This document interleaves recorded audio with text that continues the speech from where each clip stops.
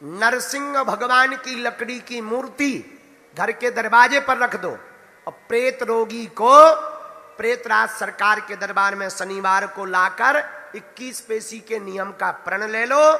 हिंदुओं, तुम्हें हलीउल्लाह वालों के पानी की फूंक की जरूरत नहीं पड़ेगी।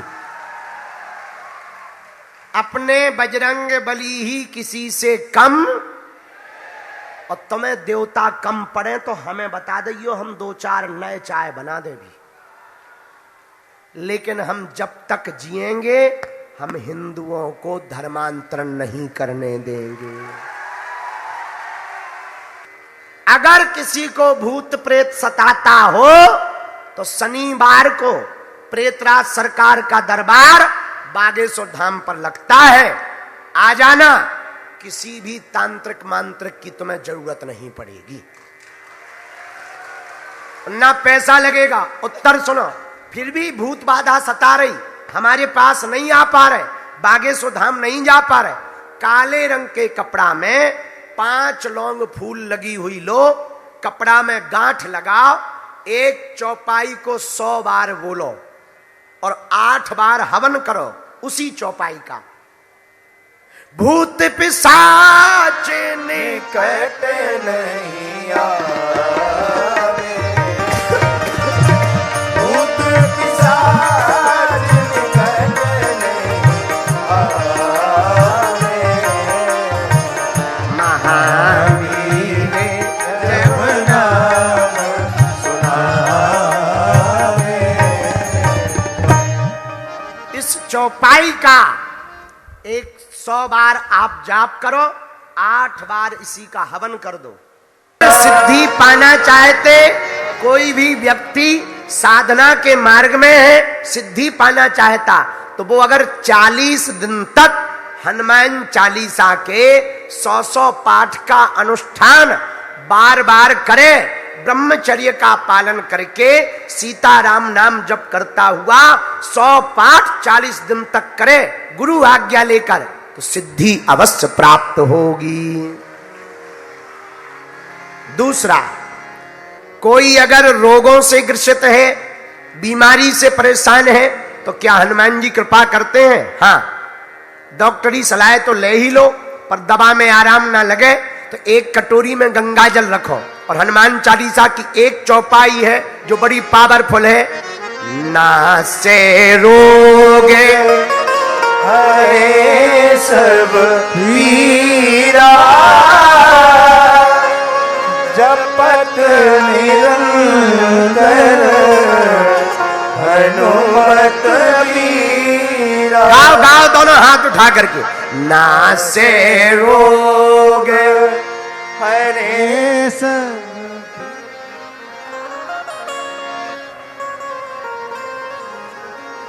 हनुमत। इस चौपाई का 108 बार पाठ करके 40 दिन तक रोगी को पिलाओ, डॉक्टर की सलाह साथ में चलवाओ, जाओ आराम लगने लगेगा। किसी को भूत प्रेत लगा हो, तांत्रिकों के चक्रों में मांत्रिकों के चक्रों में पड़ने की आवश्यकता नहीं है। और हिंदुओं, तुम्हें हलीउल्लाह वालों के पास भी जाने की आवश्यकता नहीं है। जो फूफा करके भूत भगा दे, आजकल ये बहुत चल रहा है।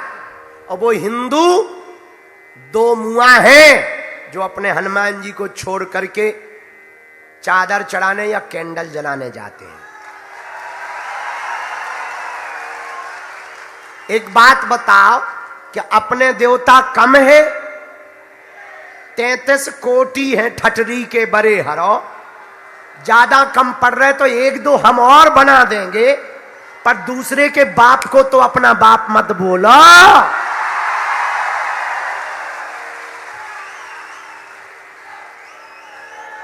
एक बात और बताओ, सुनो, किसी का ब्लड ग्रुप ये ओ या A+, क्या बोलते हैं इसको, AB positive A B negative, A B positive भी होता है, ए बी नेगेटिव भी होता है, ओ पॉजिटिव भी होता है। ये ग्रुप के ब्लड होते कि नहीं होते? हाँ या ना? अच्छा, किसी का A B positive group blood group हो और उसे खून की जरूरत पड़े तो क्या ओ पॉजिटिव ब्लड चढ़ाया जाएगा? बताइए। A B, A positive, B positive, A B पे है, हाँ, ओ पॉजिटिव तो सब में चढ़ जाता ना, सब में स्वीकार हो जाता ना। ठीक है, अब ओ पॉजिटिव ब्लड को किसी ब्लड की ग्रुप की और ब्लड की जरूरत पड़ी, उसे कौन सा चढ़ाया जाए?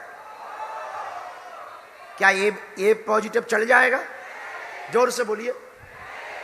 अच्छा, ए नेगेटिव ग्रुप ब्लड ग्रुप वाले को क्या ए पॉजिटिव ग्रुप ब्लड चढ़ा दिया जाएगा? बताओ। जब तुम एक साधारण सा ब्लड ग्रुप एक दूसरे में नहीं मिला सकते तो हिंदुओं उनके देवता कैसे मिला रहे हो?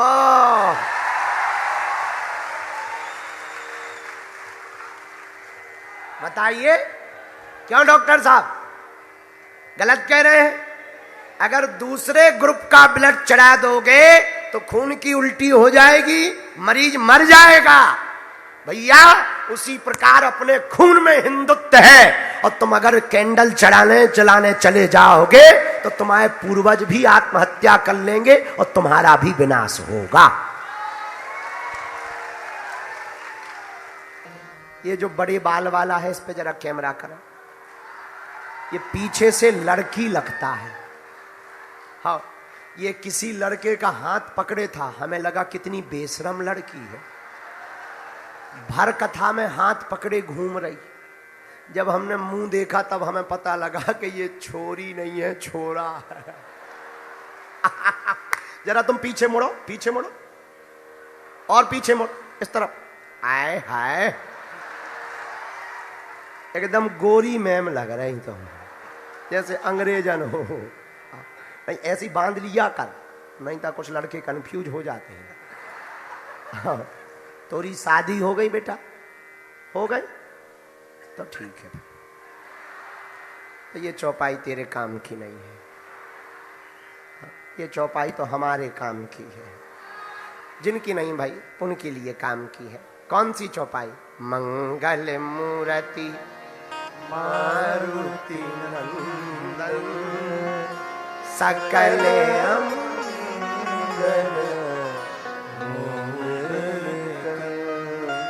बेटा ते आज के बाद रोज टीवी पे देखा है। हाँ, इस चौपाई का पाठ जो भी अपनी बेटी या बेटा के लिए करेगा या स्वयं बेटी या बेटा करेगा, विवाह में हो रही देरी से उसे निजात मिल जाएगा। अब कोई संकट में फंस गया हो तो हनुमान जी कैसे कृपा करेंगे? 108 लौंगों की माला बनाकर शनिवार अथवा मंगलवार को हनुमान जी को जो चढ़ाएगा और इस चौपाई का जो 100 बार पाठ करेगा, धाम की पेशी करेगा, तो संकटों से बच जाएगा। कौन सी चौपाई? संकट कटे मिटे सब पीरा, जो सुमिरे हनुमत बलबीरा, संकट ते हनुमान छुड़ावे, मन क्रम बचन ध्यान जो लावे। इस चौपाई का जो भी 100 बार पाठ करेगा वो संकटों से निपट जाएगा, मुक्त होगा। अगर कोई बंधन में है, पति या पत्नी वशीकरण में फंस गई, बेटा बेटी वशीकरण हो गया, बंधन में है, कारागृह में है या किसी कैद के बंधन में है, उनको एक चौपाई का बहुत उत्तम उपाय है, बड़ा पावरफुल। जो सतवार पाठ कर कोई छूटे बंद सुख होई। अपने हनुमान चालीसा में ही इतनी पावरफुल चीजें हैं, लेकिन हम हिंदू दूसरों की जल्दी सुन लेते हैं, अपनों की कम सुनते हैं। दूसरों पर जल्दी भरोसा आता है, अपने पर कम, इसीलिए परेशान है। हनुमान चालीसा और हनुमान जी का चरित्र बड़ा ही अद्भुत है। तो आज के बाद जीवन भर के लिए कौन कौन हनुमान जी का हो गया है? पक्का हनुमान जी के चरण पकड़ो। बागेश्वर धाम कौन कौन आ रहा है? 26 फरवरी को कन्या विवाह है, परिवार सहित हमारा निमंत्रण स्वीकार कर लो। बेटियों के विवाह का निमंत्रण है, हमको आज जाना भी है। सबको निमंत्रण हम दे रहे हैं। सामूहिक अर्जी लगानी है। कपड़ा और नारियल ले आए हो? जो नहीं लाए हैं वो दोनों हाथों की मुट्ठी बांध लो। जो नारियल लेके आए हो बैठ जाओ, दाहिने हाथ में नारियल और कपड़ा रख लो। अभी गांठी मत लगाना, और यहां रेलिंग पे बांध के नहीं जाना है कि टेंट वाले के घरे भूत ही भूत पहुंच जावे। ना ना ना, घर पर ही पूजा मंदिर में नारियल रखना है। हम सामूहिक अर्जी लगा देते हैं। दोनों हाथों की मुट्ठी बांधो।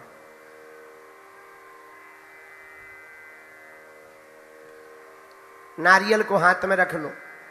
कहो, हे बागेश्वर भाव की करो विदाई, हम सब हिंदू भाई भाई। जब हम पदयात्रा कर रहे थे तो एक छोटा सा बालक आया, बोले गुरुजी हमने आपको टीवी पे बहुत देखा। हम कहा क्या नाम है तुम्हारा?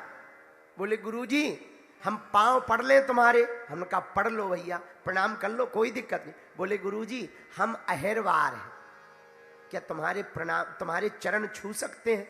हमारी आंखों में आंसू आ गए। हम कहा भैया हमारी नजर में तो सब राम जी के भगत हैं, कोई बड़ा छोटा नहीं, आओ बैठो। उसके साथ हमने भोजन किया। इन्हीं मतंग मुनि की प्रेरणा हमने ली। भैया कोई बड़ा छोटा नहीं, सबरी को स्वीकार कर लिया। बहुत दिन तक सबरी सेवा में रही। एक दिन गुरुजी की जाने का समय आ गया। गुरुजी लेटे हुए थे, सबरी गई। गुरुदेव क्या बात है, आप आज कहीं जा रहे हैं? सबरी के सिर पर हाथ रखकर मतंग मुनि ने कहा, बेटी हम ऐसी यात्रा पर जा रहे हैं जहां से कोई लौट कर नहीं आता। अरे राम, गुरुजी आप चले जाएंगे तो हमारी रक्षा कौन करेगा? तब गुरु ने कहा, मतंग मुनि ने, बेटी हम एक मंत्र दे देते हैं, गुरु मंत्र ही शिष्य की रक्षा करता है। ये मंत्र तुम्हारी रक्षा करेगा। सबरी ने कहा, गुरुदेव आप जा रहे हैं तो मैं भी चलूं? गुरुजी ने कहा, नहीं तुम यहीं रहो। क्यों? बेटी तुम यहीं भजन करते रहना। हम तुम्हें वचन देकर कहते हैं, त्रेता युग में अगर राम जी अवतार लेंगे तो एक दिन तुम्हारी कुटिया में खोजते खोजते आए। सबरी ने कहा, वो ब्रह्म हमारी कुटिया में आएंगे? हाँ तुम्हारी कुटिया में आएंगे। महाराज गुरुजी तो चले गए और सबरी दूसरे दिन से ही तैयारी करने लगी। रोज झाड़ू लगाती, रोज फल लेकर के आती। आज राम जी घर आएंगे। दिन भर बैठी रहती। गुरुजी ने कहा है तो आएंगे। शाम हो जाती, राम जी नहीं आते। रोने लगती। लगता है राजा है, कहीं व्यस्त हो गए होंगे, कल आएंगे। सो जाती बेचारी। सुबह फिर उठती, फिर झाड़ू लगाती, जल्दी से फिर झाड़ू लगा करके फिर फल लाती, टोकरी रख लेती, आज जरूर आएंगे। पता है आपको सबरी ने कितने साल तक इंतजार किया? 10,000 वर्ष तक इंतजार किया। रोज 10,000 साल तक सबरी रोज राम जी की रास्ता देखती। एक जगह तो हमने पढ़ा, सबरी के जो रोम थे ना, रोम आंखों के ये पलक होते ना, 10,000 साल में इतने बड़े बड़े हो गए, जमीन में लटकने लगे। और जब राम जी आए तो वो देख नहीं पा रही थी, तो दोनों हाथों से रोमों को ऊपर उठाकर राम जी के दर्शन किए। पर सबरी को भरोसा था, गुरुदेव ने कहा है एक दिन तेरे घर राम आएंगे। भैया लोग कहते हैं कि राम जी कैकई के कारण बन गए, हमें तो लगता है सबरी के गुरु मतंग मुनि के वचनों के कारण राम जी को वन में आना। गुरु के वचनों का इतना बल होता है कि भगवान को वन में आना पड़ा। सबरी गाती है, रामा रामा रटते रटते बीती रे उमरिया, रामा रामा रटते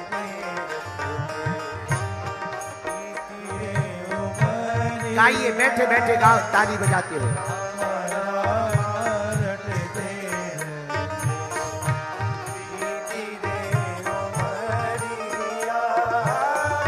रघुकुल नंदन कब आओगे, रघुकुल नंदन कब आओगे, रघुकुल नंदन कब आओगे, रघुकुल नंदन कब आओगे, भिलनी की झोपड़ी